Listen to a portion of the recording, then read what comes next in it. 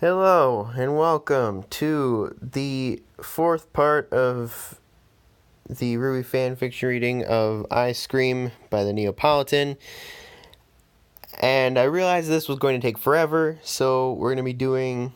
This is going to take a really long time to finish this, so we're going to be doing what we did with the Hunters of Fairy Tale, which is every other one will be this, and then, the ones in between will just be a different one. Because, I don't want to bore you with exclusively one fan fiction for about, 4 weeks. So, we're going to do a mix until this is done. Anyways, Chapter 13. I blinked in surprise, not wanting to believe what I was seeing. "Don't be mad," Wolf said. I blinked twice more, masking my hurt and surprise of his betrayal with the other things I was feeling, like determination to hold back my information, but mostly anger. He gave me his signature puppy dog eyes, trying to apologize without saying anything. "Don't look at me like that," he begged softly. I glared at him with the rage of 1,000 suns, fueled by my pain. My eyes both turned pink with my anger. For a moment, I remembered a few of the times he had given me that look, like the first time I'd met him. His parents had died in a fire that destroyed his home and his life. I found him on the street and taught him, just as Sleep Slicer had done for me. He'd been digging through the trash when I found him, and he stared up at me with those same eyes. It was the same look that he gave me on one of our assassination missions when he almost cried and told me that he just couldn't kill a man, no matter how bad of a man he was.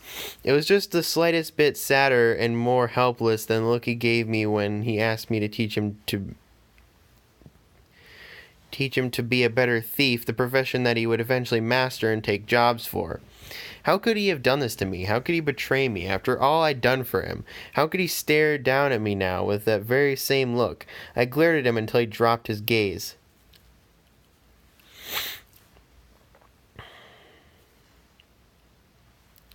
He opened his mouth to speak, but I quickly cut him off. "I don't want to hear your excuses." God damn it, why is this happening? How does I still need to do more chapters of this, for fuck's sake? "I don't want to hear your excuses," I snapped. "So she can talk," Ironwood said from his place by the door. Crap, I had forgotten that he, Goodwitch, and Osmond were still in the room. I quickly clenched my jaw and glared at the chains around my ankles. "We'll leave you two alone to talk things over," Osmond told us, rising from his place across the table. He handed Glinda her tablet thing back and followed her and General Ironwood out of the room. The door locked tightly behind them. I glared up at the corner of the room at the camera there, letting them know I could tell that they were still watching and listening. Wolf sighed and ran a hand through his messy hair, saying, "Neo, you have to believe me when I say I never meant for you to be in here. Won't you talk with me?" I rolled my eyes sarcastically, silently telling him that I didn't believe him and that I wasn't going to say another word to him. "Okay, then, if you won't talk, then will you listen?" he asked. I looked over to him and shrugged, silently asking, "Do I really have a choice?" "First, you should know that me and my team were entirely faithful to you until a few hours ago," Wolf began. I scoffed silently and crossed my arms as I continued to glare at the faunus. It shouldn't have mattered. He owed me a life debt, and much more. "And I know what I owe you. I may not be a thief anymore, but my promises to you still matter to me," he said, begging with his eyes for me to believe him. "We wouldn't have told them anything, but we got caught." I arched an eyebrow at him in surprise. "A few of the best thieves that I know got caught. Just like that? What happened?" I asked with my eyes. Now it was Wolf's turn to look down at the floor, his eyes filled with sorrow. It was Cinder. He choked out as he teared up. My eyes softened as I waited for him to continue. "We were following her after all the fighting had ended, but we followed too close. She caught on that we were following her and her henchmen,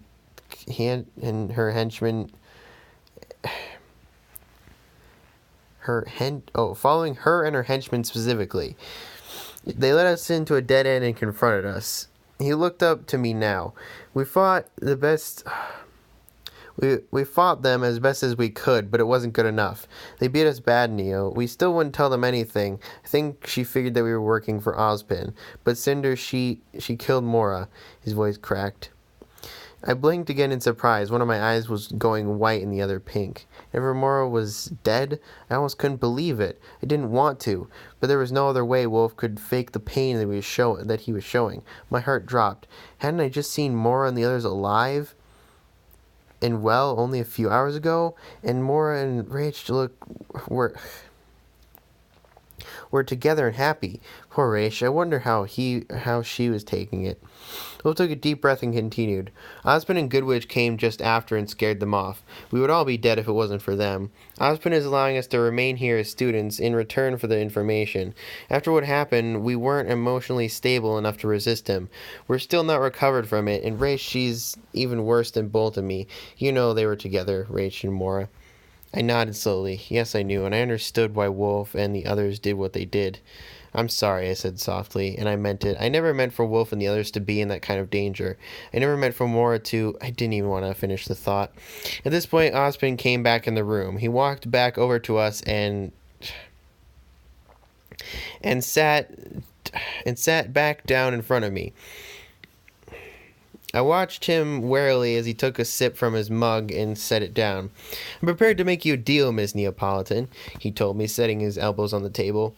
And I will tell you that this is where it, truly deviates from the story. Now, obviously it deviated in the fact that, Neo was arrested as well, but it's deviating even more from the actual story, which I do enjoy this part.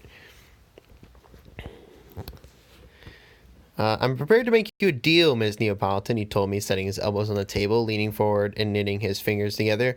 I arched an eyebrow at him curiously, letting him know that he has my attention and that I was listening. I wasn't sure what he could do for me, though. Maybe he could reduce my jail sentence, but that wouldn't help me much in the long run. My reputation was tarnished. I would never be able to get a job again. I would like to offer you a job, he told me seriously. I blinked in surprise, my eyes changing color. He couldn't mean it. The door swung open and General Ironwood stormed in, closely followed by Goodwitch. Oz, you can't be serious, he nearly shouted. But I am, General, Ozpin said calmly, keeping his eyes on me. I need someone to go through my school as well as the visiting schools, and weed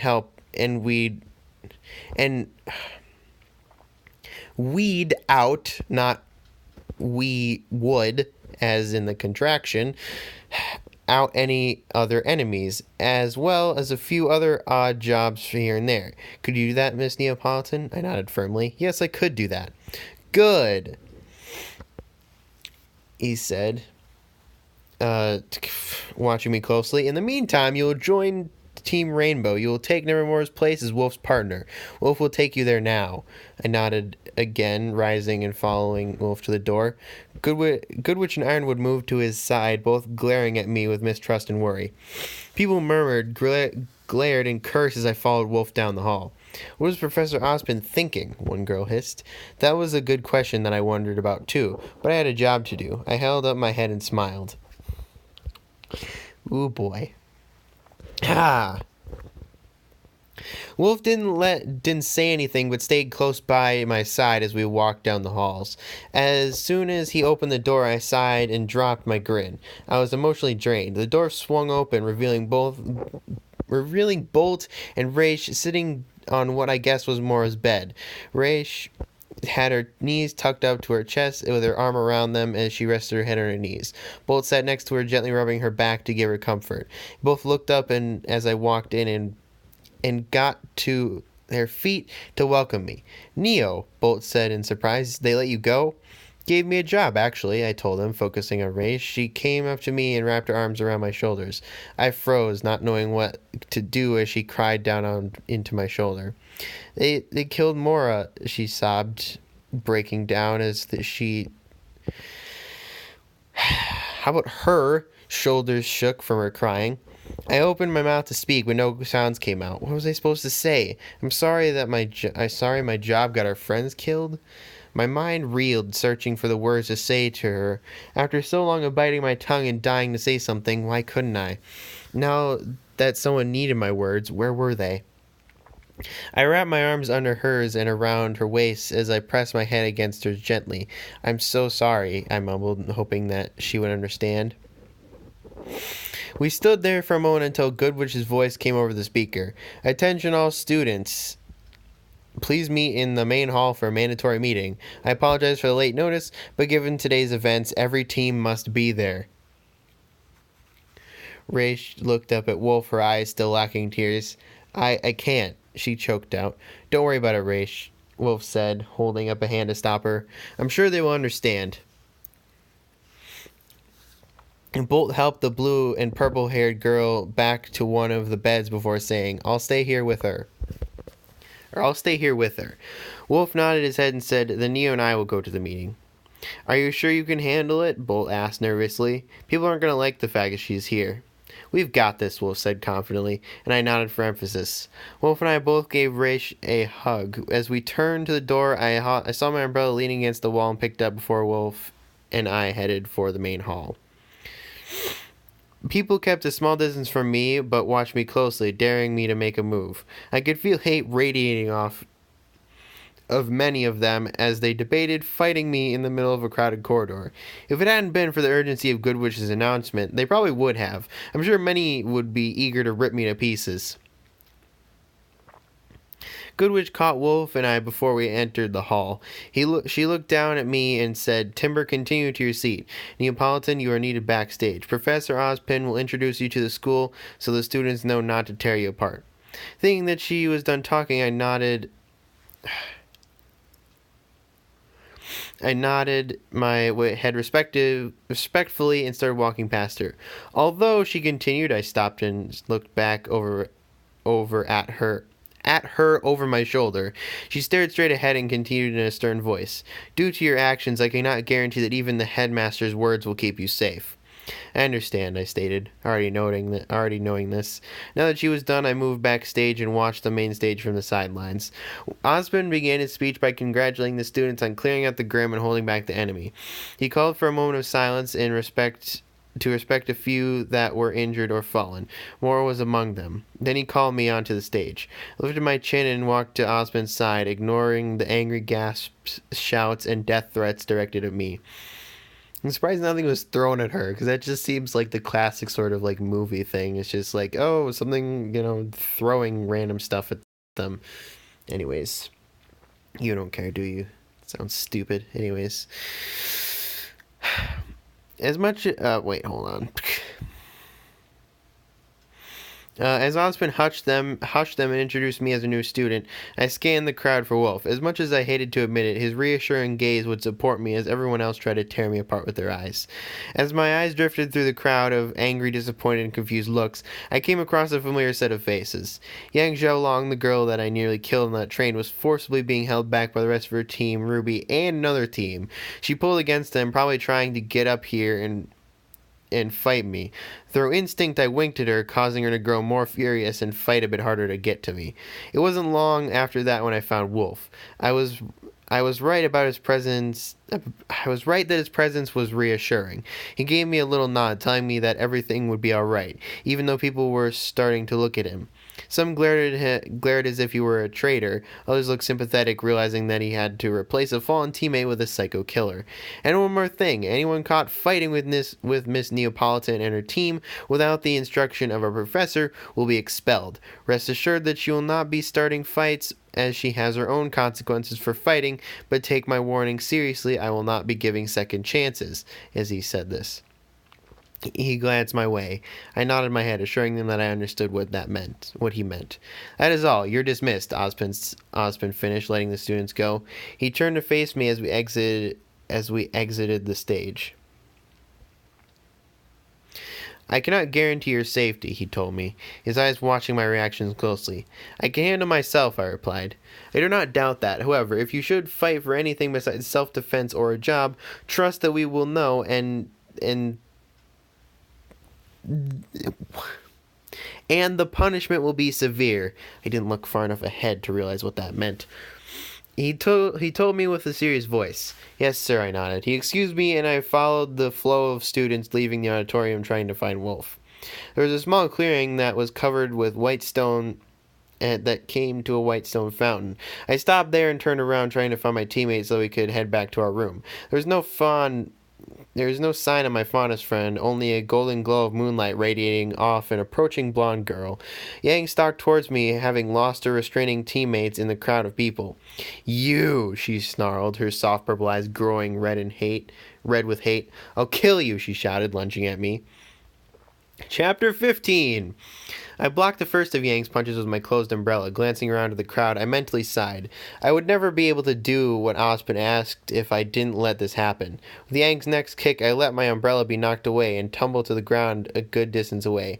Her next punch connected with my cheek. The force of it knocked me to my knees. For a moment, she was shocked that she was actually able to hit me, to do it so easily. The crowd gasped in surprise, forming a very wide circle around us. The moment of peace passed quickly as her next strike threw me to the ground. I pushed myself to my hands and knees, but she kicked me in the stomach, causing me to flip onto my back. I managed to roll away and onto my feet before her fist crashed into the ground, cracking the cement where it had been. She came at me without holding anything back, kicking and punching mercilessly. I managed to block a few out of instinct, but let many of her blows connect. Within seconds, I was on my back again and just laid there limply. My body ached everywhere, and with Yang's rage, I was surprised that nothing was broken yet. God damn it! Come on! So stupid. God, that's not what I...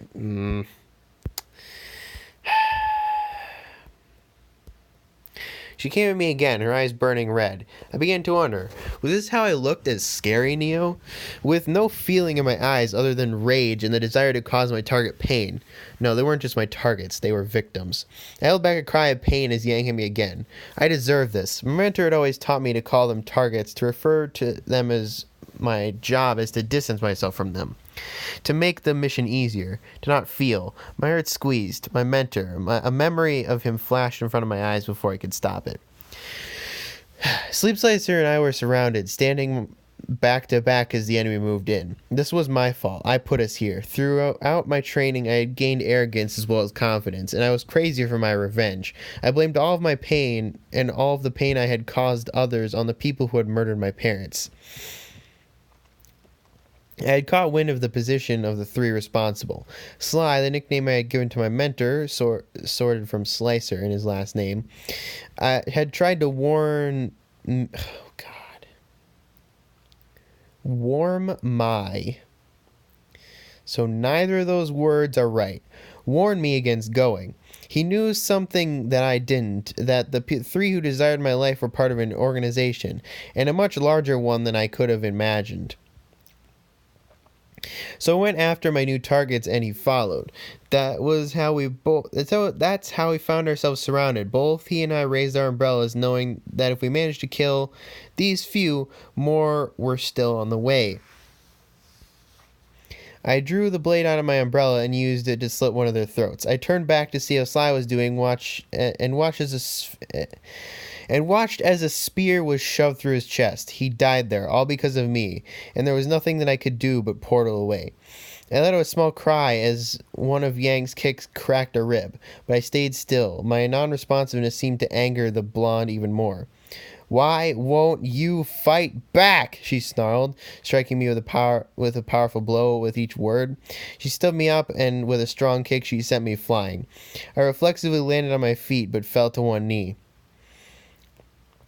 Wolf pushed through the crowd to see what was going on. He froze in shock at seeing me beaten this way, and was about to run in to fight Yang off, but I held my arm out in a stop motion towards him, not turning to face him. He looked back at me with worry and confusion, but stayed where he was. Yang yanked me up and held me in the air by the collar of my jacket before punching my back to the ground again.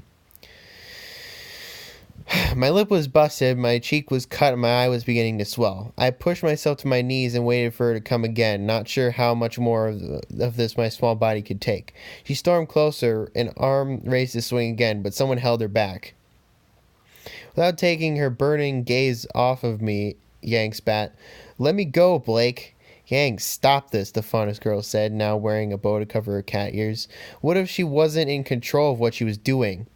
No control? She seemed pretty in control when she was about to kill me, Yang shouted, jerking out of her teammate's grip and taking another step towards me. Yang, let's be rational about this, Weiss said quickly and was cut off by Yang's shouts.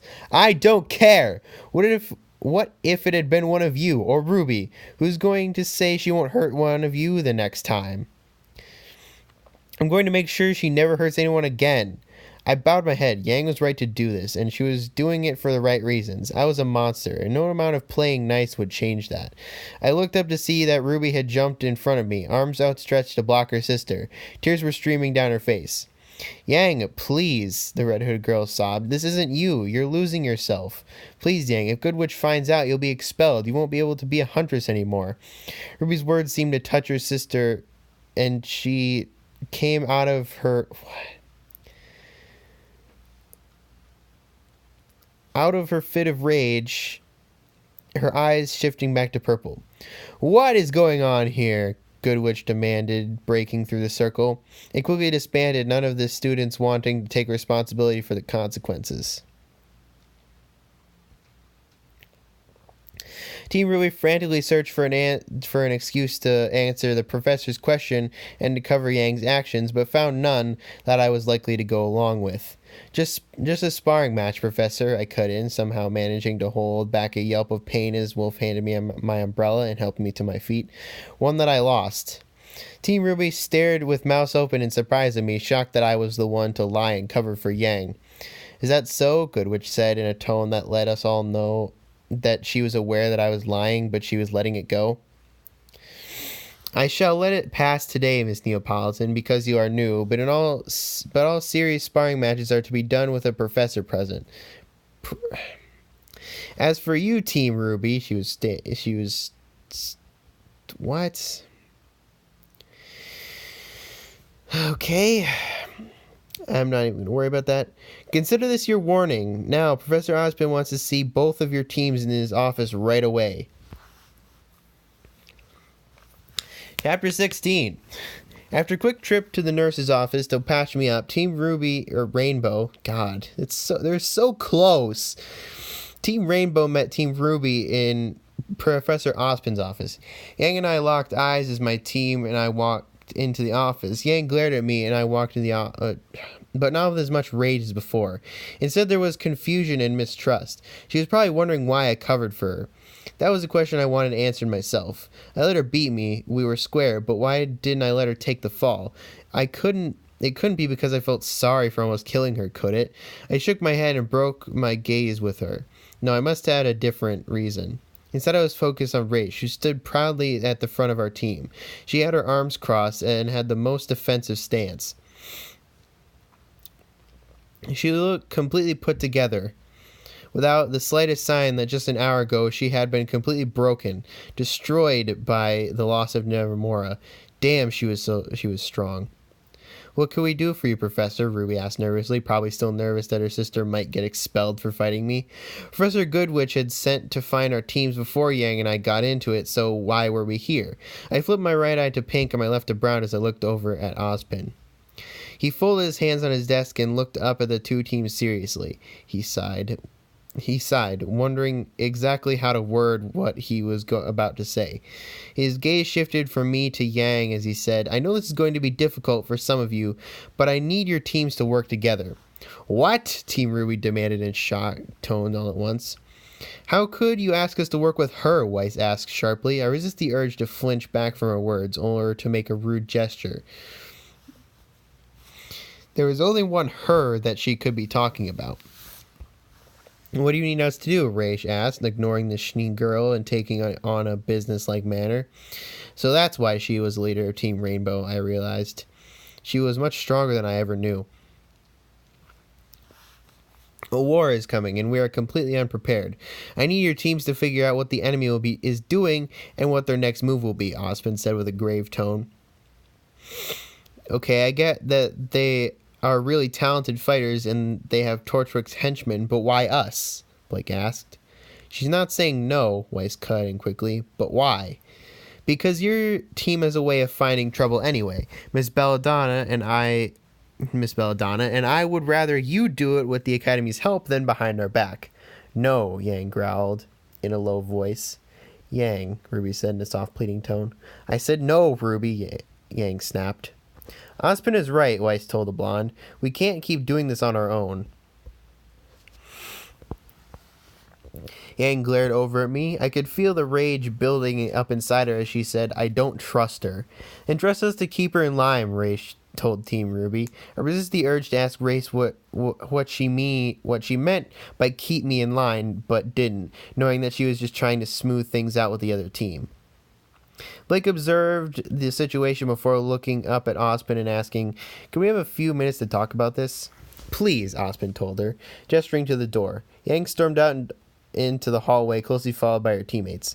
They were out there for a few minutes. I could hear Yang shouting and the others trying to reason with her. She stayed at the back of the room when their team walked back in. We'll do it, Ruby said, stepping forward as their leader. Excellent, Ozpin said, nodding his head. I suggest both teams take the night off to gather your thoughts and to put aside whatever quarrels you may have with each other. We need you to work together on this. You should meet sometime tomorrow to discuss what needs to be done. And with that, he excused us. As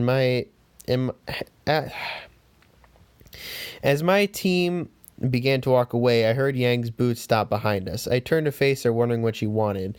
My teammates stopping only a few paces after me. This doesn't make up for what you did, she told me in a threatening tone. The corner of my mouth picked up in a soft smile before I turned and walked away with my team. Of course it didn't. Okay, so we did like 4 chapters or something, and I think that's good enough for now. And yeah, that's about it. So next time will be a different fan fiction, and then we'll return with our every other strategy, because this is, despite being like almost half over, it's still going to take like 3 or 4 more parts to finish this. Plus there's a second book, which actually I won't be doing for a while because I don't even remember what it is.